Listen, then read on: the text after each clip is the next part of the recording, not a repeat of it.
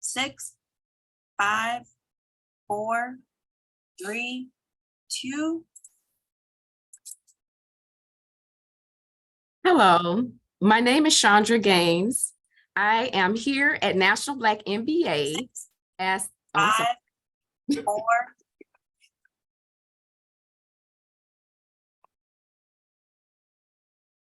Hello, my name is Chandra Gaines. I'm part of the National Black MBA Association. I am the Chapter Relations Manager. We are here today with Dawn Batts from TechTown in Detroit. Dawn Batts has over 2 decades of experience analyzing business opportunities, developing and implementing strategic plans, and managing the subsequent operations and compliance processes. As the Director of Growth Capital for TechTown, Detroit's entrepreneur hub, Dawn secures and aligns resources that help Detroit-based entrepreneurs achieve vision and goals of their businesses. She also manages the Catalyst Angel program, which trains, mentors, and engages emerging underrepresented angel investors in the Great Lakes region. She extends her work as a co-founder of Commune Angels, a diverse community of investors who seed scalable consumer enterprise and life science companies that transform lives. Dawn has a variety of local and national nonprofit boards. She's currently serving as the director of Michigan Early Stage Investor Corporation board member of Angel Capital Association. Dawn has a BA in accounting from Michigan State University, her MBA from Ross School of Business at the University of Michigan, and her PhD in anthropology from the Wayne State University. Dawn, welcome. Thank you, Chandra. I always love coming to visit my friends at the National Black MBA, Great Lakes region and at the national level. So thank you for inviting me. Absolutely. So can you take us into the growth of Capital TechTown and give some feedback on that to give all our viewers an idea of what you guys have to offer?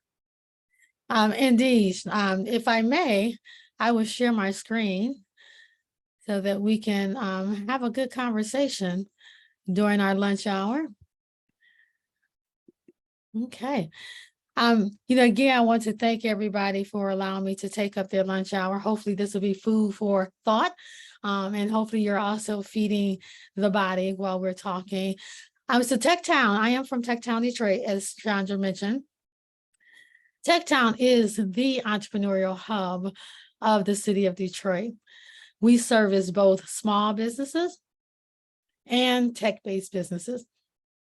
We do that through our programming. Most of our programming is free of charge. And we also have things like strategy sessions, entrepreneur in residence, Ask the Expert, just to make sure that entrepreneurs in our ecosystem can continue to grow their business.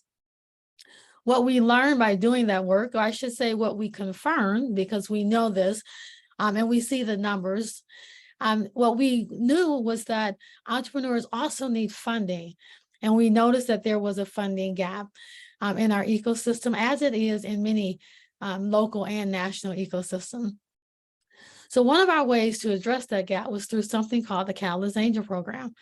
I will talk with you a lot more about that very shortly, but I want to get us started by talking about angel investing to begin with. So we're going to start with a poll for you and questions for the audience to see what we know about angel investing. But before we do that, let me I think I kind of gave away the answer already. I assume many of you will recognize the companies on this slide. Of course, Amazon has become part of our everyday life. I see many boxes coming through my neighborhood. Uber is another organization or company that is quite used. And then there are some companies on here that you may not recognize, like Aja Labs. They're working on plant-based hair. or Oya Femtech, which have an entire line of apparel that deals with some of the special nuances, that women particularly have when they're trying to work out. So all of these companies on this particular slide, what they have in common is they all have looked for and have secured angel investing somewhere along their journey. This becomes very important, and we'll talk about that very shortly. So if we can, let's look at the questions for the audience. Do we have the poll ready? All right. So we're going to ask you a few questions, and that will help guide the conversation, but also give you a chance to start thinking about where you are currently investing and how angel investing fit in to your current thinking. So if you can, just take a moment. You should see a poll on the screen. The question is, what asset classes do you currently invest in? We're just going to see how many people answer. Let's see.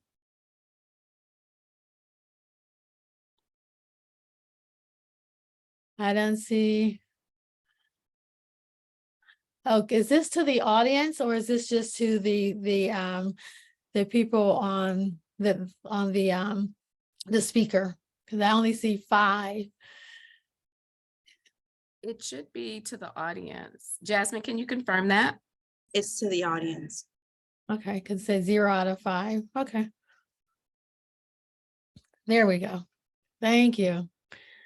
Let's just see how people are answering the question.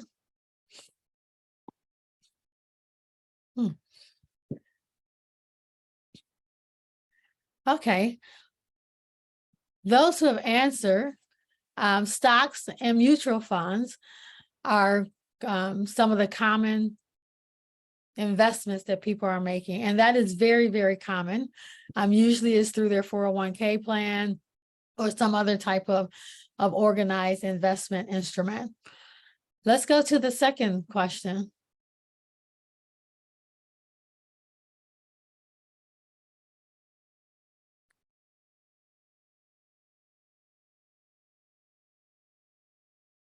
I still see the first question on my side. Oh, here we go. We'll just, can you all see the second question?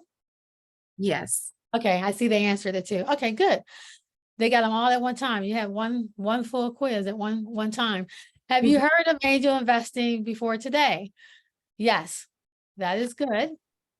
Many times when we have these sessions, a good 50% may or may not have heard of angel investing. Let's see, number 3. What are the considered criteria for an individual to become an accredited investor? So we have security licenses, net worth, income, security license and income, and all of the above. It looks like most people that answered the question said net worth. It is actually net worth or income or security license. The security license is a newer criteria that has been added over the last 2 years. If someone had one of 3 licenses, they could be considered a accredited investor. I do want to make a distinction between accredited investor and angel investing or an angel investor. All angel investors are not accredited investors. However, accreditation is often required for many private investments or many investments into early stage entrepreneurs. For this program, accreditation is a consideration. So it's important that we understand what that is. So what is the requirement for the net worth?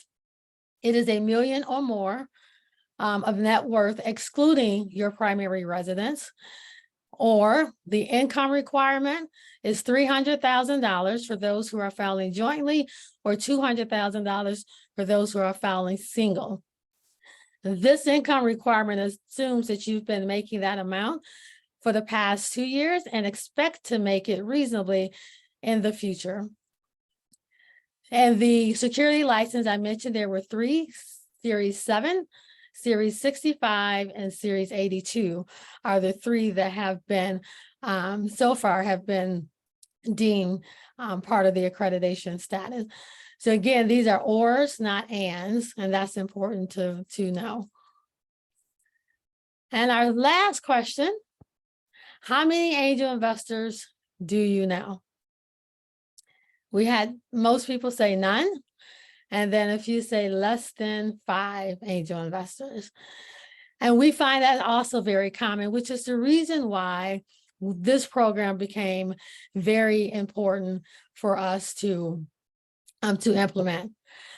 Before we get started with that, I would like to introduce another guest speaker. Her name is Lakeisha Grant. Lakeisha was in our program in the Calisthenics, or participated in the Calisthenics program, but she brought a cohort of other individuals to that program. That's one of the reasons why we asked her to join us today, because she is part of the Entrepreneur Education or Entrepreneurial Center in Dayton, Ohio, where they focus on helping entrepreneurs also grow their business and building the ecosystem, including angel investors. So we thought it would be great if Lakeisha could join us and talk about her experience. So we are going to welcome Lakeisha. Welcome and thank you for coming. Hi, thank you. Thank you for having me. Good. Can you just tell us a little bit about your background? Sure. So I am from Dayton, Ohio. Graduate of Stivers High School. I left there, went to Ohio University. Then for my bachelor's, did a master's program at the University of Maryland. I am now back home in Dayton, working at the Entrepreneur Center. I have a heavy focus. I've moved through a couple different places within the Entrepreneur Center. As an entrepreneur myself, I started off working with Main Street businesses, and I have shifted more in the last few years to working more with technical businesses, as well as working more with our investment team. As here at the Entrepreneur Center, about 3 years ago, we started our own angel investor network. So I've become more invested and engaged, and that's to some extent how we got connected with Don. And creating a program called Emerging Angels, where we want and desire to have more investors that look like myself, look like us, involved in the investment landscape, just because we were noticing the lack of that, and it was also beginning to affect the actual investments that were happening. So that's a little bit about me. Thank you, Lakeisha, for sharing that. You said a few things that I want to ask you more about as we talk about the program. One, you made a distinction between small business and then the tech business. Can you, for the audience, can you define very, in high terms, what is the difference between small business and tech in the work that you do? So for us, a lot of times it is more weird, excuse me, when we say that, we're more sort of thinking of lifestyle businesses that in 2023, a lot of businesses are tech enabled. We have websites, we're operating via apps, things like that. But for the investment landscape, what we've noticed is most people are wanting these really high tech businesses. They're looking towards the businesses and the organizations that are fundraising, that have an intention to exit. And the reality is, with a lot of our smaller businesses, a lot of our lifestyle businesses, the road to selling, the road to an acquisition is a lot longer than that for a tech company. So yeah, I think that's important, because when we talk about investments, I often get that question, what do investors want? And most of our conversation will be about investors, but it's important to know investors because they're investing in businesses. So the rule of thumb oftentimes is 10x for investors. I distinguish, they are not philanthropists. They do want their money, and they want 10 times their money, even though it often doesn't work that way. Most businesses, particularly high growth in tech, they may not make it, or they definitely may not make the 10x. But that is the rule of thumb. So as we're talking about investors, we're talking about individuals and or groups that are interested in high growth, or tech enabled and tech businesses. So that just helps start us with the conversation. So why did Entrepreneur Center of Dayton decide to create its own angel group? Well, there's a few reasons. In the Dayton area, there's not a large kind of the angel network that's brewing currently. So with us working with 120, I think I just looked at the number earlier, 120 tech businesses directly. And a lot of those businesses are looking to fundraise. A lot of those businesses are looking to acquire. We realized that we had to create some angle and help with the effort of introducing them to people who wanted to write checks, who wanted to be involved. Also knowing that the way ours is set up, it is somewhat of a requirement that the angels really want to have a partner that they know is helping these businesses with some of the technical functions. So us kind of owning that has allowed us to play both roles. We know and we've dug into who those investors are, so we know who the investors are, because as a company wanting investment, you have to do due diligence on the person investing in you as well, because we have been involved in a few horror stories. So one, ideally, knowing we can't control it, but ideally positioning our companies with a more credible, a more delightful investment experience than what some of our companies had before we were here, but also ideally hoping that we can influence the industries that are coming in as well, and making sure that we're bringing in people who want to invest in medtech, who want to invest in SaaS companies. That becomes an issue as well, especially in the Midwest. We've just noticed there can be issues with the types of industries that people are interested in. So we went out and did a little bit of digging to try to find people that really match those who are in our portfolio and those who we're trying to attract to our portfolio. Yeah, and you mentioned, sometimes the experiences are not pleasant. That's both for the angel investor and for the founder. Angel investing does take more additional work. You still have to do the due diligence. You still have to do a lot of that stuff. And in some cases, that information is not readily available because they're new companies. So you may not have all of the information. So that goes to the next question. Why did your organization, the Entrepreneur Center of Dayton, Ohio, decide to create a cohort for the Catalyst Angel program? 100%.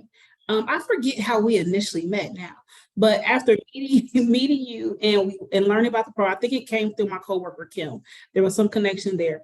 But for me, it was very important for us to make sure that we were educating our investors. But one of the biggest pieces was with the emerging was I specifically wanted younger, and not necessarily age, but young as in inexperienced. So green investors and people who were interested in becoming investors, and making sure that we were providing the necessary education so that we were kind of demystifying some of the stigmas out here. So many people felt like you had to be rich to be able to be angel investor. You had to be a millionaire. And once we began putting out some of those things around the income and the net worth and things of that nature, that opened up the door to so many more people to feel like they could become an angel investor. The other part of it was 100% based around wanting to get more Black, brown investors and women investors involved in this area. And once we changed some of that language and provided the education, that also opened up that door. A lot of times people just it's kind of the fear of the unknown, not knowing what I'm signing up for if I'm saying I want to become an angel investor or if I want to start investing. The amount of people who are like, well, how much money do I have to give you? Now, wait, hold on. Possibly right now, nothing. Like we're trying to do an education for free. So right now, nothing. But we want you to be able to understand what it looks like, and also make sure you want to be involved. Because to your point, not only do investors have negative experiences, so do the companies. So ideally with this education and participating in that program, we wanted to use the knowledge that was coming out of that program to put a better pool of investors out into the region. but also taking that same information that we know that those investors are receiving and helping our clients by helping them understand and better prepare for when they get in front of these investors so that everybody is having a better experience from top to bottom. Yeah, and that becomes increasingly important because I mentioned before, angel investing is risky, less information. So we want to make sure people have the tools they need in order to evaluate the companies that they're thinking about investing in. So we talked about classes and the knowledge piece of that. And Callus Angel program is really special in that we take people who are not in cohorts, so if there's a person who they're just interested in angel investing and meet the criteria, they can take the same classes. But we also recognize there were organizations like the Entrepreneur Center of Dayton, Ohio, who wanted to do this as a group, because angel investing is a team sport. It's great when you have someone else in that room that understands medtech. I know nothing. Well, I know a little bit, but not much about medtech. So it's good when someone is in that room and they can ask those other level of questions as you're thinking about due diligence. It just helps the conversation. So talk a little bit about the experience. We know you all had classes, but you also had some other things going on as part of your cohort experience that we pulled together. What were some of those things? So as a part of our kind of kickoff, right before the class, the first cohort started, we did an in-person event. So the in-person event was a little bit of a Q&A, excuse me, Q&A happy hour situation. We played a little investor bingo just to warm people up and give people a little quick knowledge and kind of test and see where some of the people were. It also gave some of the potential new investors an opportunity to meet some of our more seasoned investors that have been with us for the whole time. And we brought in 2 companies that have received investment from our angels, just so they could talk about the process and then the wraparound support that came from actually receiving the investment and working with us to connect the two. So that was kind of our beginning. Then everyone went through the program. And then we had another event where it was like a closeout event. And with the closeout event, that was happy hour-ish as well, but a little bit more education and a lot more conversation around what we learned, how we could implement it, and then also kind of looking forward to see what kind of additional things we can do as an organization to help further that knowledge, help further bring more people in. So I know I told Don a couple of weeks ago, like, we need another cohort, like we need to get some more people through the doors. So that's one of the biggest things. And then one of the other things is we have 2 pitch events. So we have a monthly angel investor meeting that happens that our clients or our potential clients go through to meet the investors, pitch to the investors. We're actually bringing on a second event that's called Pitch AM. And we're going to be inviting to the Pitch AM all of the investors that went through the Catalyst program so they can come in, see these pitches, and then provide feedback for those who are pitching so that we can begin to get a little bit more pitch practice in. And for the Pitch AM, they're not expecting an investment. So this is truly an opportunity for both sides to be able to get a little bit of practice in terms of what kind of questions are you asking, what kind of things do you want to see in terms of the things that the investor is preparing for, but with the participants, with the companies, making sure that they're giving that information. If you're looking for investment, are you talking about dollars? People shy away from dollars every chance they get. They'll talk a lot about your dollars, but they will not talk about their dollars and what they're going to do with those. So, getting people prepared for that and getting them comfortable. One of the things I say all the time, I don't know if you all have ever experienced this or not, but we get a very bad habit of people like, I'm looking for resources. And every single time they're looking for money. And I tell people all the time, if you're bold enough to want to ask me for $1 million, be bold enough to say it from the beginning. Don't waste all this time, because when it comes to these investors, don't say you're looking for resources. If your ask is $1 million, it needs to be $1 million. But also know it needed to be 4 to 5 slides ahead that explain what that $1 million is going to do. So that's one of the things that we're adding on, is a little bit more of a continued education piece, but that's also now we're getting into the point where we're educating both sides. So you said a lot, like we can, I want to pull out a couple of those points. I mean, that was a lot because you did it both from the investor side and the founder side or the entrepreneur side. And both of those sides are critically important when we're talking about building an ecosystem and when we're talking about generational wealth gap, closing that generational wealth gap. Both of those are equally important to build an ecosystem. But some of the key things that you talked about through this program, you designed your own cohort experience. The program brought some of that, like the education. We can also bring some hands-on things. You'll end up doing your own piece, so we didn't have to do that piece of it. And then you talked about coming together and wrapping up and giving them, that conversation of, okay, what do we need to do next? So this is how it feels in these spaces where they can ask questions, experience it without having to make a commitment. And I think that's important. The Catalyst Angel program does not require any type of investment at all. We do track it because we did, and we'll talk more about the program details shortly. We did receive a federal grant to do this work. So of course we have, reporting whenever you receive money from anyone, including your investors, by the way. Investors, you will require reporting when you will ask for some level of reporting when you give your money to an early stage or a tech company. So those are some key pieces, around you can create some experiences. The hands-on is so important, creating that community so you can build the ecosystem to do what it really is intended to do. So let's go. You actually took the classes. So it wasn't just you putting together a cohort. You actually were in class and you took 6 classes for everyone in the program. We'll take 6 classes. There are 3 additional classes that a smaller portion of people can take as long as the seats are available. You took all 9 classes and you took them right in a row, like you did not stop. What were some of your takeaways, your key takeaways? What 2 or 3 key takeaways, having taken those classes? One is save the recording. That's thing number 1. Save the recording, save the PowerPoints, because it's so much information. And it's to some extent, and I also will say this, unless you have a question, do not look in the chat box because it's like drinking from a fire hose.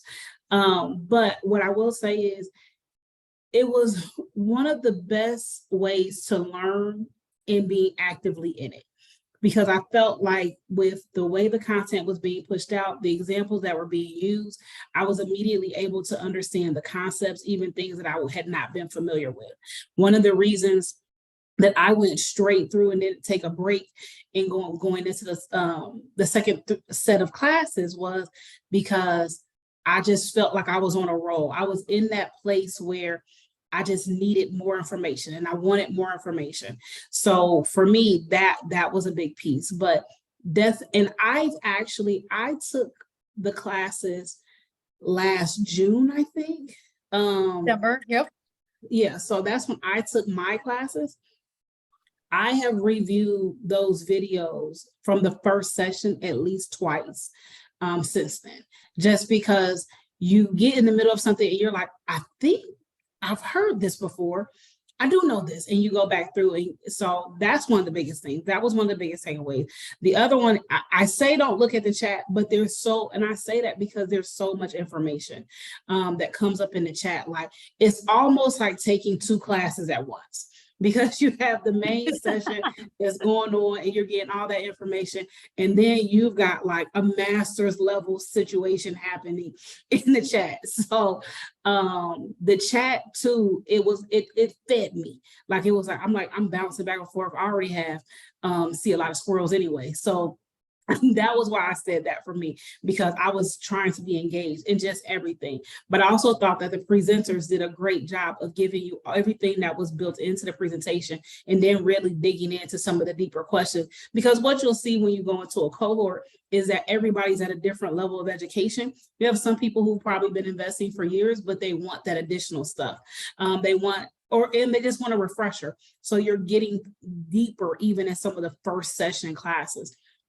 I think that's the biggest thing. And then I think just showing up.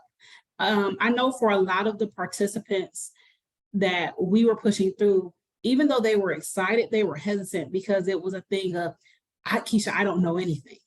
And every single one of them came out of it. One of my friends came out of it and she was like, I feel good. She was like, I got a little bit to do. She said, but I've been doing this. I've been investing. And I'm like, yes, you've been investing. Let's put some parameters around some of these things. Let's get some paperwork in place.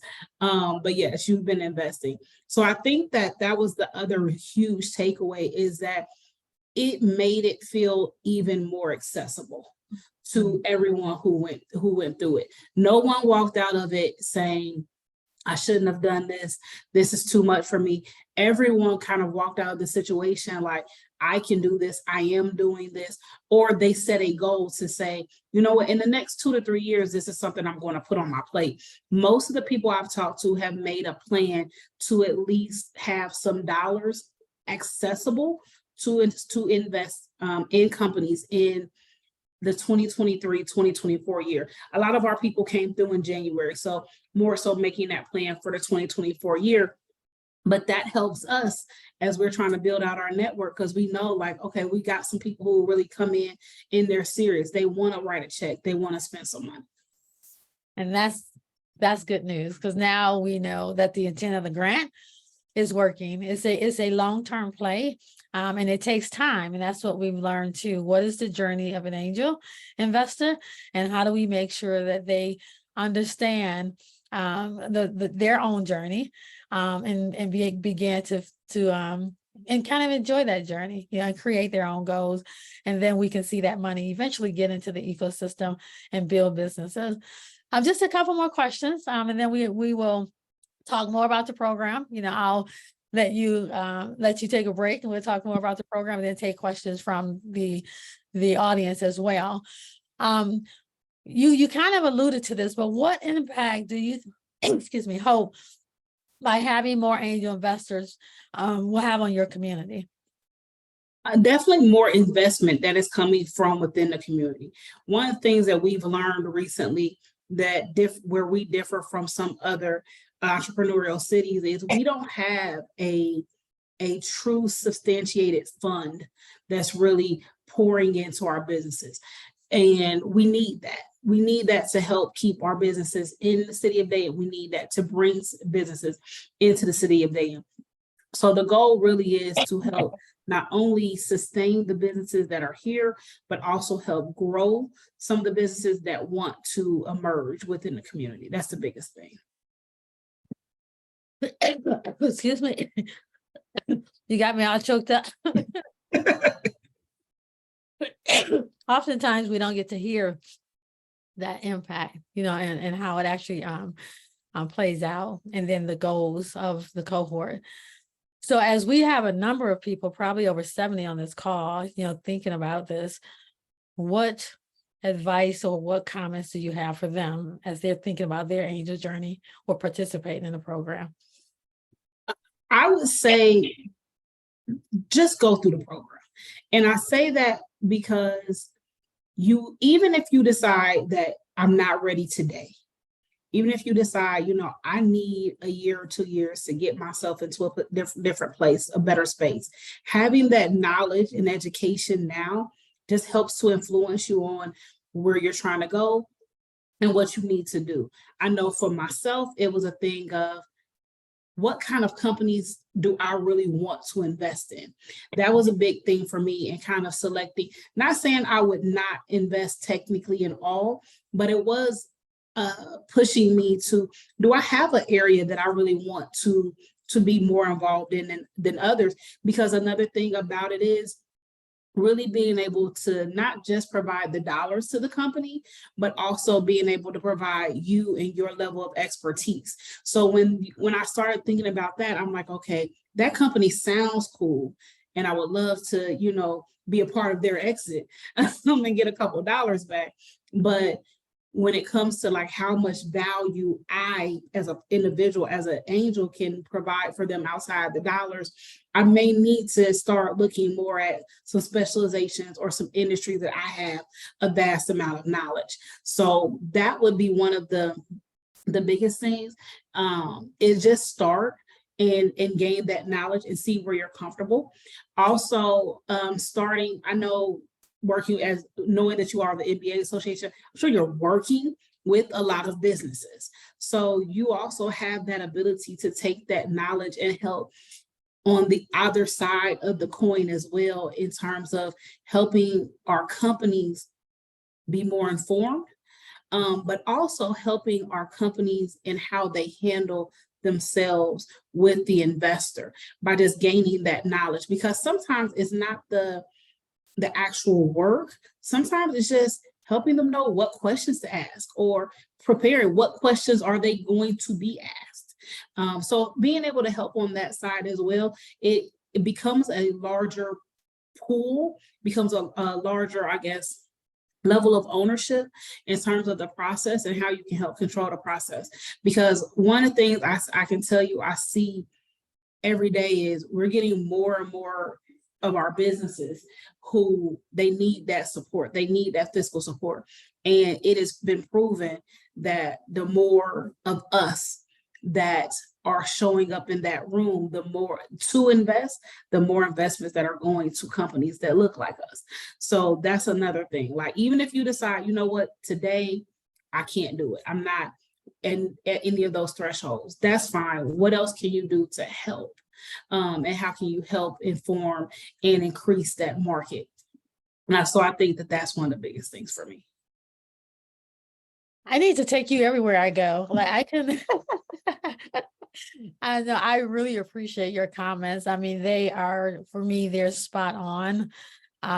Just give a very good perspective, of what angel investing is, how it helps the community. Is more than the money, the journey. So I appreciate you taking your time. More importantly, I appreciate you stepping up and saying, hey, we want to bring folks, more than us, a few people, to this cohort. And I look forward to your next cohort. So we are waiting for you. So just let me know when you're ready.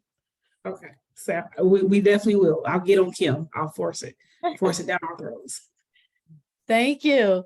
So we've been talking, Lakeisha, gave us that really inside view of this is real. It's not just us, on the call with a PowerPoint presentation. There have been, in fact, 120 people are in the program now. Our goal is 200 by September of 2024. So I will spend a little bit of time just giving that overview, because you heard a lot of pieces, but I want you to know what the program is. We received September 30th, 2021, our 2-year anniversary is coming up. We received notification that we won the grant. It is a federal grant through the Economic Development Administration at the federal level, where we receive funding to provide the training that we're talking about free of charge. We do not charge for the classes or some of the other experiences that we're talking about to those who are in the program. So let's talk a little bit about what that is. What is the program? What are we trying to do? It's a 3-year grant, as I mentioned. We are looking for 200 Black, Latinx, and or women investors, and we are at 120. Accreditation is consideration. Usually less than 2 years of angel investing experience. We find that some people might be 3 years or maybe even 4, but had not had the community or the education around it. They kind of fell into it and still trying to figure it out. So we do look at that on a case-by-case basis. We're in the Great Lakes. Michigan, Illinois, Indiana, Ohio, Minnesota, and Wisconsin. Where are you? We are calling you to be part of this program. Right now, the majority of people are from Michigan and Minnesota, and then Ohio is next. Then we have some from Illinois, Wisconsin. We're really, really looking for Indiana. We have not had many people from Indiana. Why do we do this? We hope that over the course of the time that we have this program, that we will be able to help fund about 50 projects, or the people in the program, I should say, totaling $37 million. I do want to make a point again. We do not require angel investing at all. In fact, we don't have any companies for you to invest in. We just track. Having been in this program, Lakeisha mentioned there were a couple of people who have already started making investments. We just want to track that. The $75 million is not coming from the people in the program. It's what we call the round that they're participating in. So over the course of 3 years, we're hoping that even with the 5,000, 10,000, whatever, 25,000, whatever they decide to invest, it is part of a larger investment, that those larger investments, which include people outside of the program, most of them will be outside the program, will total around 75 million. So that's important, to understand. Our goals are real simple. We talked about them, but they're in black and white now. Increase the capital in the ecosystem for early stage startup companies. We want to reduce the generational wealth gap in underrepresented communities. This is one of the ways we believe we can do that. Benefits, you learn about angel investing. Lakeisha told you about that. You can mentor entrepreneurs. You can connect with other angel investors, as well as angel groups. And again, there's no cost to participate in the program. We do expect something. We expect for you to complete the courses. There's a lot of information. They are all virtual courses, but we do want you to go to those courses because that's where the meat of the content is. We want you to participate in the ecosystem, like Lakeisha described. Wherever your local or national ecosystem, that's how you learn more about what's going on. And that's how you engage with other angel investors as well. And what's really important is share your experience so that others can hear about the journey, and they can understand as they're thinking about whether or not they want to be in the program or an angel investor. Report, I mentioned that, report investments during the program. And then tell others about the opportunity. We talked about the 200 participants. I just wanted to give you a glimpse of some of the classes, just so you can see. Next set of classes are kicking off September 19th. They include things like risk and angel investing. How do you measure that risk? How do you minimize your risk? Angel return and portfolio strategy. How do you put together portfolio companies? Due diligence. What are the terms? And then how are these type of investments valued? The second set of classes, which are the advanced classes or deeper dive, they look at things like advanced workshop, strategies. We actually broke up the board classes into two since Lakeisha took it, because it was so much information that we decided, or Angel Capital Association, who's our partner in this grant, they decided to break that up into two courses. Hands-on experience is just as important as the education or the content. We do that many ways, like, with Lakeisha's group, they created their own hands-on experience. We also have a partner, VentureWell, was a national organization that specializes in entrepreneurship education. We partner with them to place some of our participants as mentors and residents, and they work directly hands-on with startup and two different accelerators that happen twice a year. This just gives you a quick overview of what's happening in Michigan, of how angel investing can impact the ecosystem. Towards $69.1 million of angel dollars invested. We looked at 100, this is the whole Michigan ecosystem, not the Callis Angel program, but the numbers for all of the angel investors in the Michigan ecosystem that report. Almost 1,600 angel investors created close to 1,700 jobs and looked at over 111 companies, of which about half were less than half were women owned, and then 22, or less than half were minority owned, and about 22 women owned. So we talked all about this. There are other opportunities. You'll get that. Anyone in the program gets a newsletter, and they can hear about other opportunities like judging and pitch competitions for not only TechTown, but places like TechStars will call us and ask us if we have any judges. Some universities will reach out and ask us if we have any judges. Of course, you can become a member of the Angel Capital Association, which is the national association of angel network. So they do exceptional work around policy, education, as well as about to implement a syndication benefit as well. And of course, you can invest in companies. I'm going to skip that because I do want to make sure we leave time for questions. This just outlines some of what we would do if a group decides to become a cohort. We work with you to design that experience that makes sense for your organization. So with that, I'm going to stop sharing now and see if there are any questions.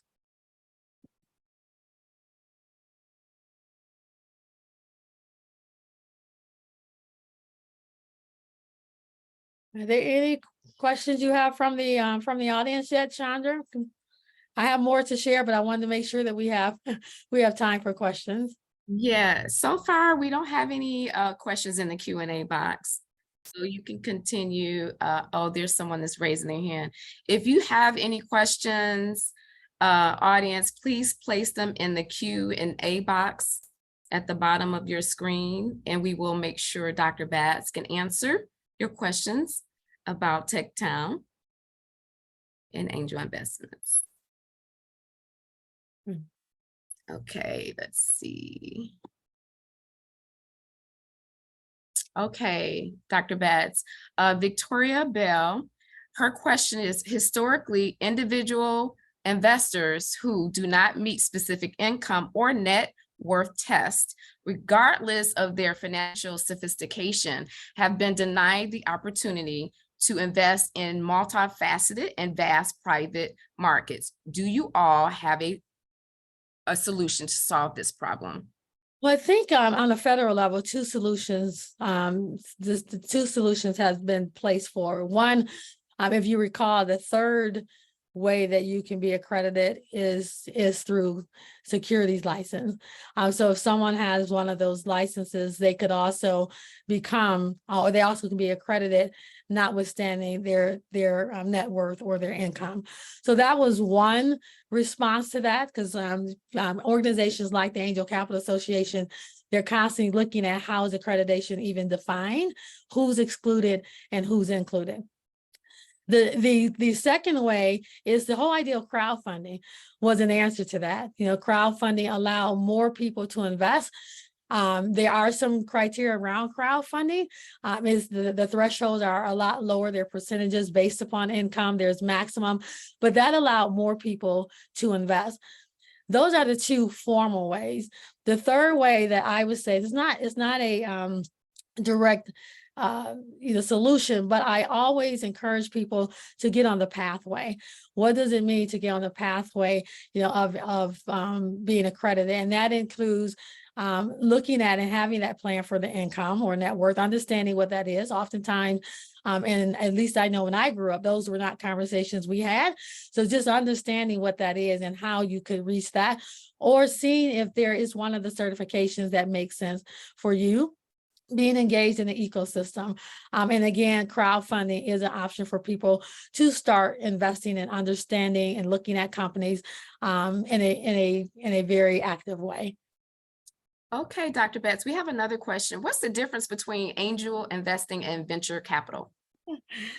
That is a very good question. So angel investing is using your own money.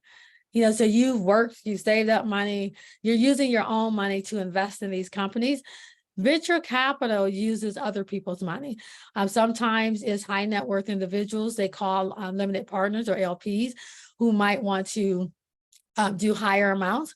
Sometimes they're institutions like family offices, universities. Also invest in private companies or early stage startup. Some corporations also invest. So these venture capitalists often they raise their own money, just like companies have to raise money. Venture capitalists raise money from these other places so they can invest in the companies on behalf of these other organizations or firms. So that is a huge difference. Your money you're investing, and venture capitalists are investing other people's money. Awesome. That is amazing. How do angels mitigate the risk of their investments? Love that question as well. The due diligence. We talked about due diligence, and that's where groups or other people help, with their skill set. You want to make sure people are in the room that can ask those questions that you may not even know to have. So that's a big piece, but you also have to understand these companies are early stage, so there's information that's not there. So you have to find some of the questions that you ask may be a little different than if you're looking in the public markets.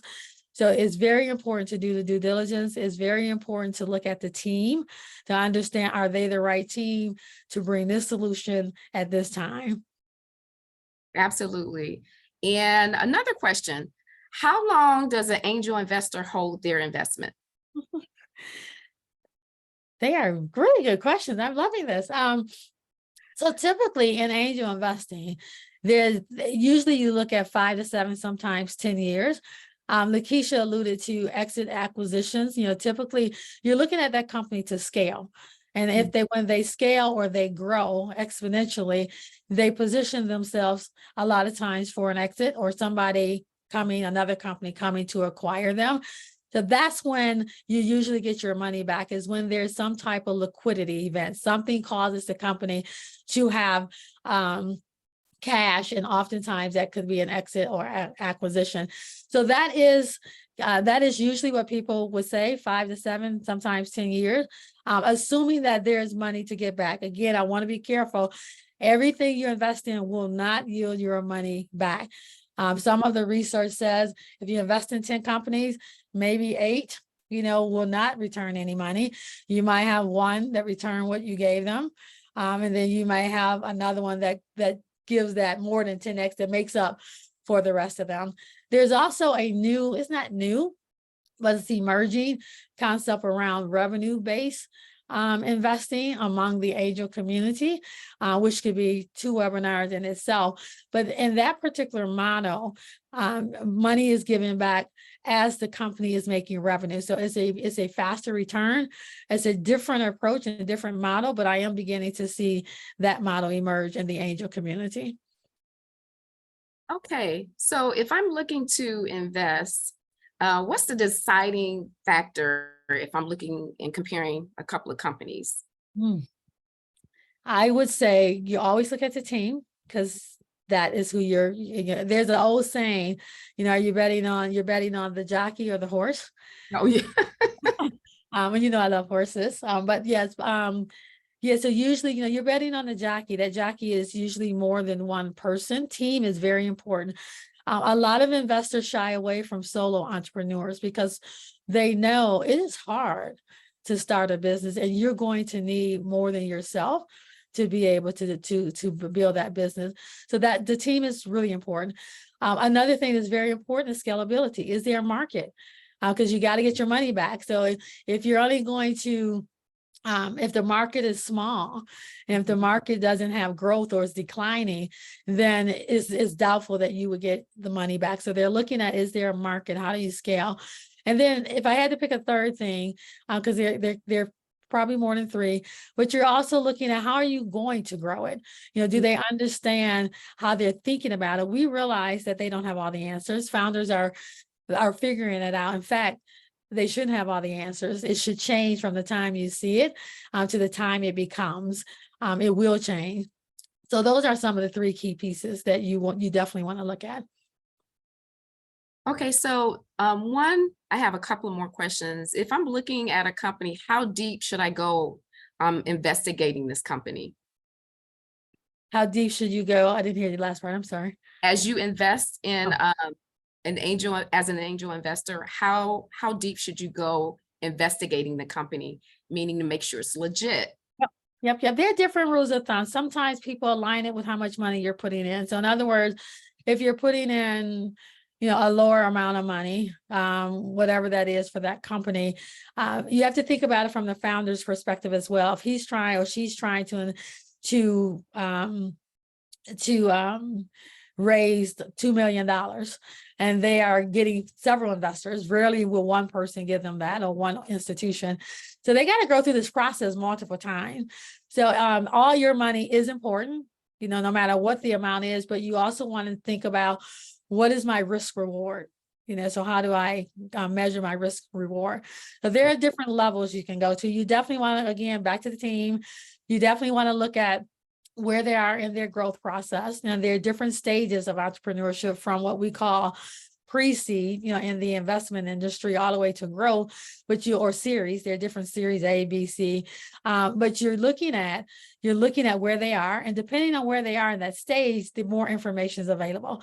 The later they are in the stage, the more information. So it really depends. If they're very early on, their financials will be there, but they probably will be wrong at best because they're just trying to figure it out. So then you start looking at how they're thinking about, growing, how they're thinking about exits, do they have a pipeline of potential customers? Do they understand how to get to those customers? So those are some of the questions that you began to ask, in addition to the technology. What technology are they building? And how does that fit in the current offerings? And does that technology make sense, or whatever that is they're using to scale the company? And I missed one piece that's critical. The first question you should ask: what problem are they trying to solve? That is key.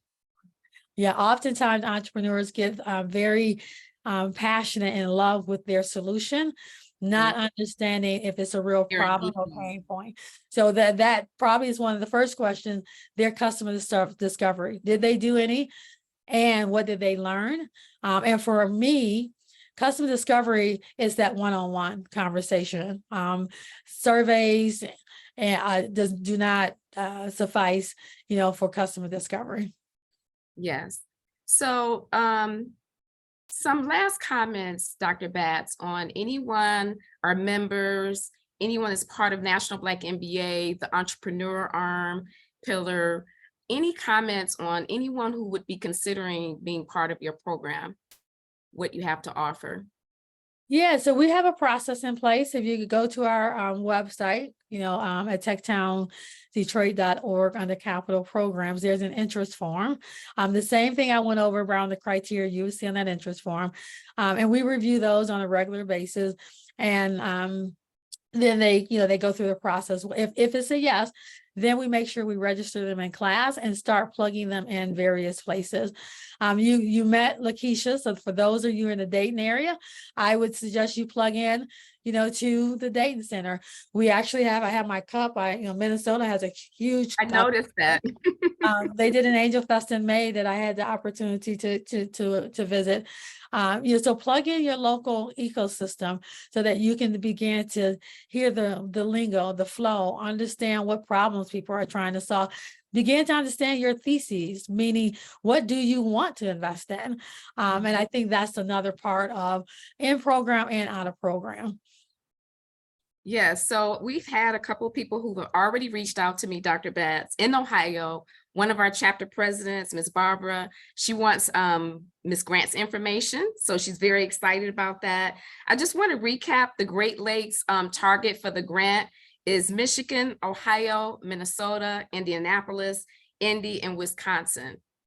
Wow, I am so full, Dr. Batts, from this. I've learned so much, and I'm sure our audience has as well. I want to reiterate that entrepreneurship is very important to National Black MBA as we expound and expand our reach for entrepreneurs, looking at different ways.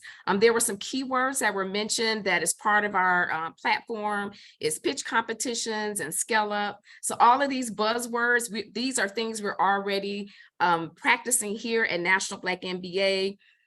Just looking at, you guys have 120 people who have gone through the program. Shout out to Loren Williams, our chapter president there, who's gone through the program, and some of her chapter board and members. And just thinking about how many people you're going to reach by 2024. Did you say 400? But 200 is that goal. That's what the grant covers. And we would love to see if we can do a National Black MBA Great Lakes cohort. We would love to coordinate that with you all to see if we can bring more of the Great Lakes together. And because you're already doing, like you said, the pitch competition, we can build it around some of the things that you're already doing. Yes. So a couple of last plugs. Everyone, this is a lunch and learn today, and we will have another information session with Dr. Batts on Tuesday, August the 29th from 6:30 to 7:30. And we look forward to having this conversation again. Instead of lunch, we're going to have an early dinner with you, Dr. Batts. Any last words before you depart from our audience and our members of National Black MBA? I am very appreciative of this partnership and being able to just speak in front of a group of amazing people. Yes. So we have a survey in the chat. Everyone, please take a brief moment and go through and fill out the survey for us. And one last thing, National Black MBA, we have a conference coming in a few weeks in Philly. So we hope to see you there. Until then, we'll see you next week. Take care.